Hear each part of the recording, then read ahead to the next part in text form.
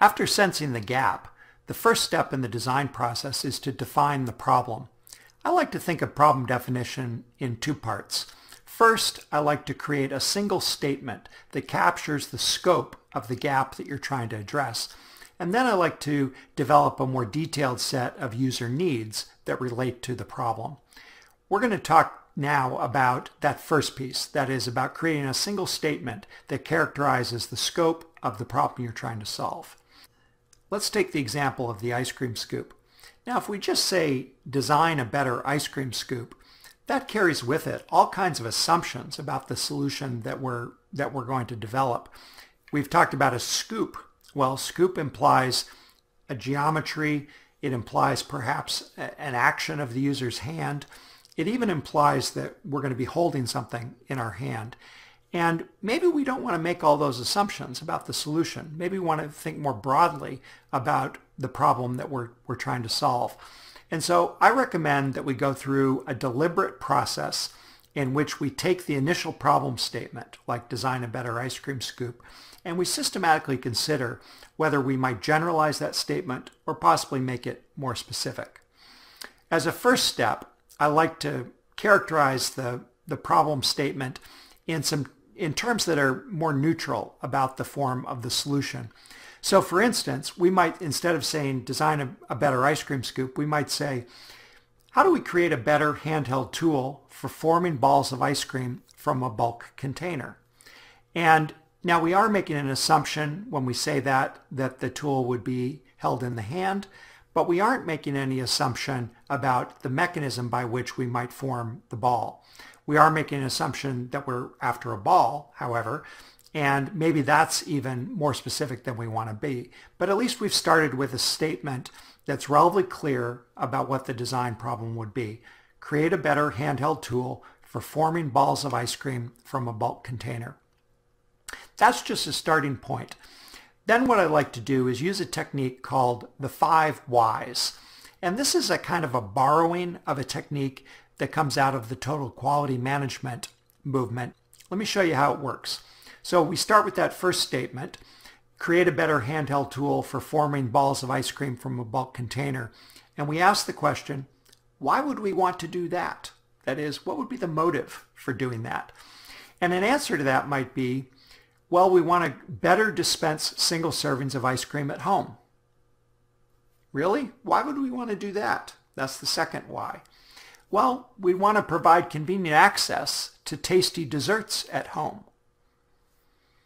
We might then ask, well, why would we want to do that? Well, we'd like to enjoy meals at home more often. Why would you want to do that?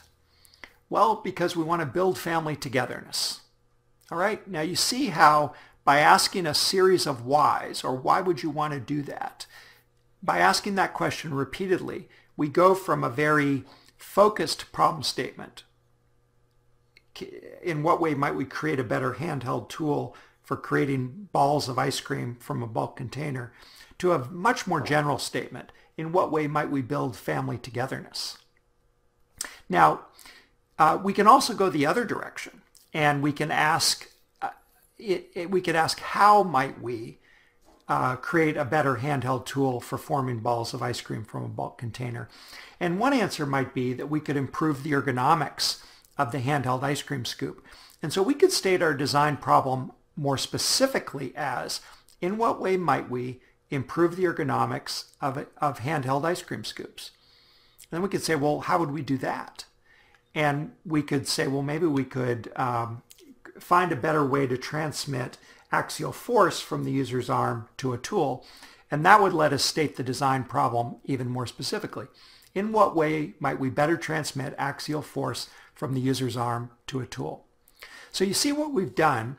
We've started with just a stake in the ground, an initial point of view, a statement of the design problem, which is, in what way might we create a better handheld tool for forming balls of ice cream from a bulk container? And by asking a series of whys to get at the motives for solving that problem, we've been able to create more general statements of the design problem. And by asking a series of hows, we've been able to create more specific statements of the design problem. Put together, those statements form a hierarchy from most specific to most general.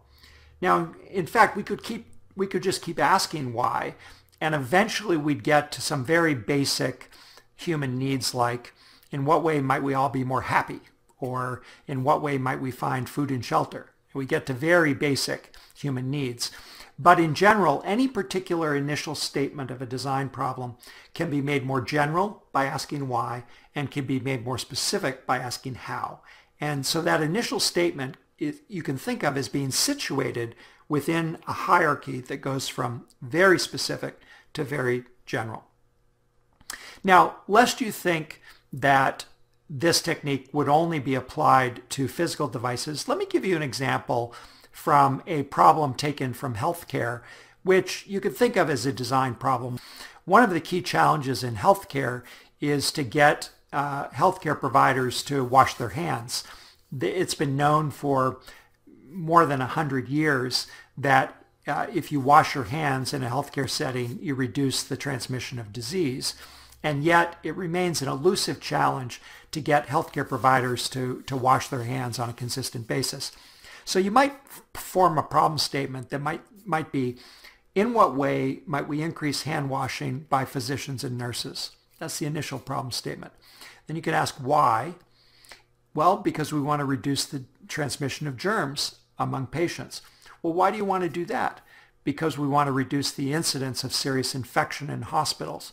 Why do you want to do that? Because we want to improve health outcomes for patients in hospitals. And why do you want to do that? Because we want to improve the quality of life for members of our community.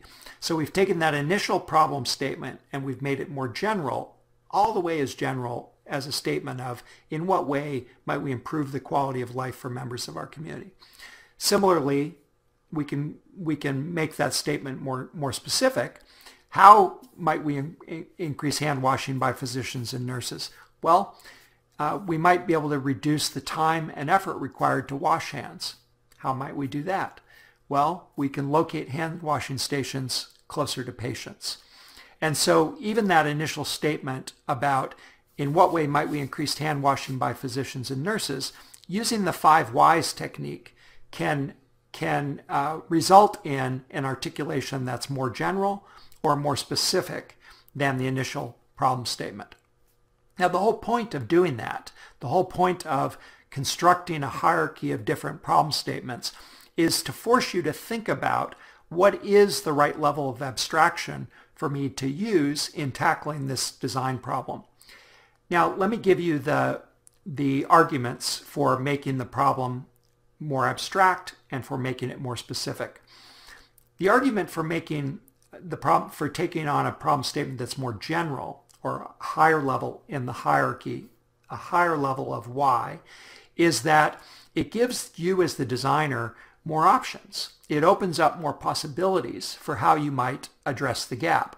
So instead of thinking narrowly about how I create a better way to form balls with a handheld tool, I think more generally about how could I deliver nicely formed serving units of ice cream in the home? And that might open up the possibility of approaches that don't even involve a handheld tool. For instance, an approach that involves preformed units that are distributed in a package that keeps them separate, for instance. That solution wouldn't be accessible to a designer who's focused narrowly on the question of how to create a handheld tool. Now, on the other hand, you don't want to go too general. And the reason for that is at some point in that hierarchy of problem statements, you reach a level of abstraction that's so general that you as a designer don't possibly have the resources at your disposal in order to make a measurable difference on that problem.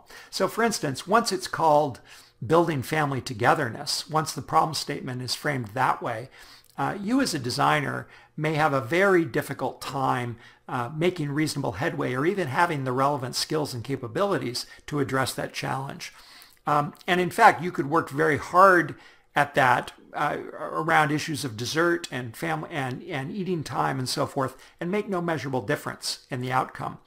And so in general, my advice is to make the statement of your design problem slightly more general than you're comfortable with, but not so general that when you look at that statement you say, you know, I have no way of really influencing the outcome or creating a measurable difference in a problem that's stated that broadly. So to reiterate, the basic method of using 5 whys in order to create the initial statement of the design problem is to first just state the challenge as you perceive it. In what way might we create a better X or build a better Y? Just state it the way you've initially conceived of it, and then systematically ask the 5 whys to make that statement more and more general, and ask a few hows as well in order to make that statement more focused and more narrow. And then look at that hierarchy of problem statements and make a decision as to what's the right level of abstraction such that I've left open the possibility of a broad range of solutions, and yet I've kept the problem focused enough that I as a designer can make a measurable impact on the outcome.